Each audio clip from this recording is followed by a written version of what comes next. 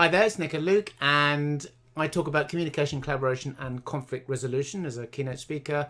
I use a 6-step model that is key to particularly conflict situations, and the first of the steps whenever you're in a conflict situation is to pause. So I was talking with my son, my gorgeous boy here, about pausing. Obviously, because I write about it and I've written a book about it and it's my work life, obviously I always pause.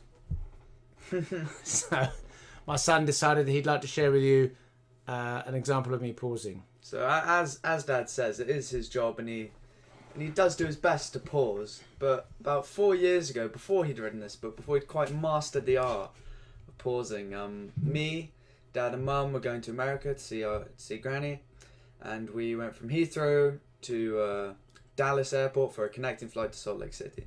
And we arrive at Heathrow. Now, Dad he's just stressed getting on a plane. We have to be there 3 hours early. Well, I'm not. And we were there 3 I'm hours not stressed early. getting on it, but I'd like to get there on time. You're just stressed when we wake up. So he's stressed from the get-go. We get there and the plane is delayed by about 2 hours. So he's stressed for the entire 8-hour flight there. I was only because about we 4 might years miss old. our connecting flight. Because there was a connecting flight that we had to get, and we were now 2 hours late for it. So we get there, and because it's American security, we have to go through another set of security, even though we've already gone through security, which you loved complaining about. And while we're in this line and everyone's getting in, very slow line. Yeah, very slow line, very long line. Everyone's getting a little bit stressed.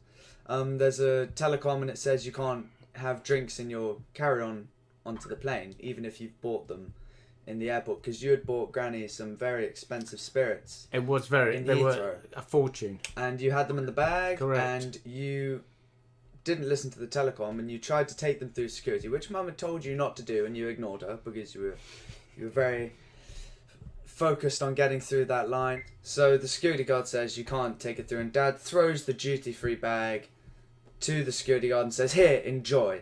And we run with only half an hour left, and we go to the other side of Dallas Airport trying to get our flight. We may just make it, and then Dad realizes he has forgotten the passports. They're not on him. He left them in the bag that he had tossed away. So we miss our flight, and we're now on a train to the other side of the terminal in utter silence, because everyone is so terrified that they will set off the ticking time bomb that was Nick Saunders. I was a bit stressed. I've never seen him so angry I'd lost at my himself. passport. I'd lost my booze and my You were passport. So, oh my god, it was horrible. And we eventually spent 3 hours looking, going to this desk, that desk, going all over the airport. Finally get them. 5 hours later, we get a plane there, and happy days. We got there and enjoyed our holiday. However, there were about 5 or 6 times you should have paused that day, and you didn't pause on any of them. It was very. I think it was more 15. Yeah.